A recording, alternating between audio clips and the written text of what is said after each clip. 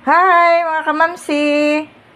Gagawa po yung mamsi nyo ng Korean kimbap o sushi sa Japan. Ayan, no?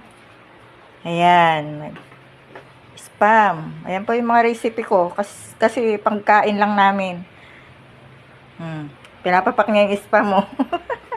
Ayan, may nagawa na po ako 3 piraso. Ito pa. Kasi 4 months na ng baby dito.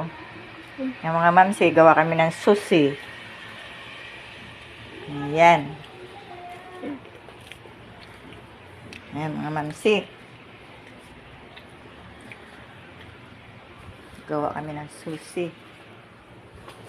Ayan. Magagawa ako. Alis dyan. Alis dyan na.